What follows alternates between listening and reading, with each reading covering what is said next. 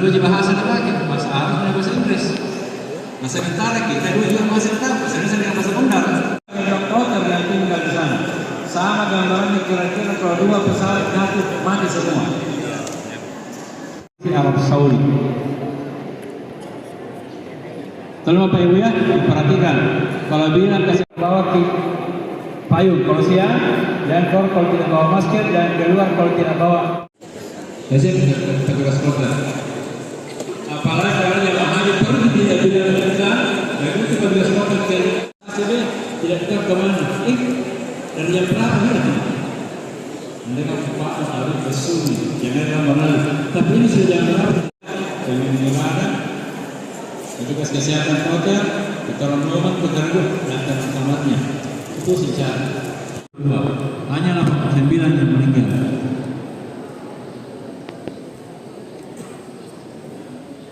Tidak jamaah haji berangkat. Kenapa?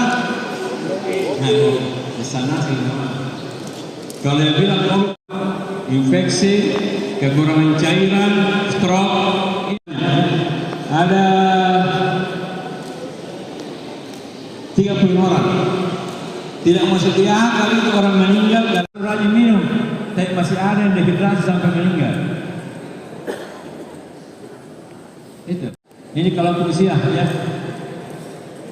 Ya kelompok usia resti jamaah di puskesmas. Mulai menafar pertama kali tahun 13 tahun lalu, 12 tahun lalu, pemeriksaan ini.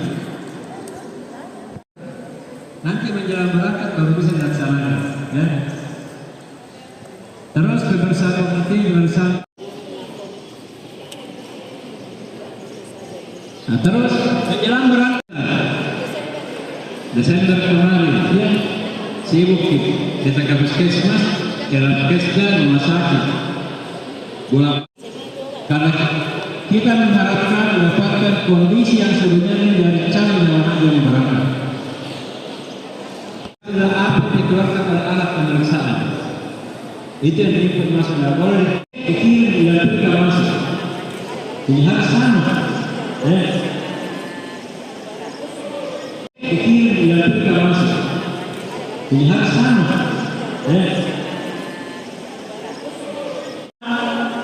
12-13 tahun masa tunggu, ya. Jadi mulai pertama kali yang daftar sampai tahun lalu itu akan persoalanku, ya, persoalanku yang bisa dilaksanakan. Oke, boleh. Tapi ini panjang.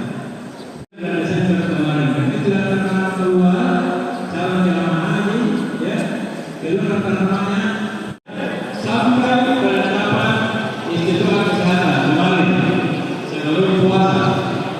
bulan puasa ujian kasih masuknya aplikasi ini sekolah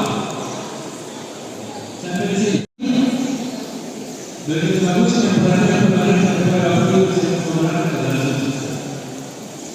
yang kita berikan adalah tips bagaimana jamaah haji itu bisa isi tahu di bidang kesehatan berangkat, kemudian selama persiapan apa saja harus dilakukan sebelum berangkat, kemudian selama perjalanan ke embarkasi, kemudian di pesawat apa harus dilakukan agar tetap terjaga kesehatannya, dan selama di Tanah Suci baik di Madinah, di Mekah maupun di Armusna. Selama sebelum keberangkatan ini kita ada istilahkan aklimatisasi, berusaha menyesuaikan karena sekarang sementara musim panas di Tanah Suci, nanti musim panas. Di jamaah haji kita anjurkan sekarang ini menjaga kebugaran dan senantiasa berolahraga. Bukan di waktu subuh tapi di saat matahari sudah ada, karena kan membiasakan diri di panas. Kemudian juga membiasakan mengenal makanan yang kemungkinan tidak biasa mereka konsumsi, seperti jamaah haji yang kemungkinan tidak biasa konsumsi buah, itu kita anjurkan belajar mengkonsumsi dan sesering mungkin mengkonsumsi buah.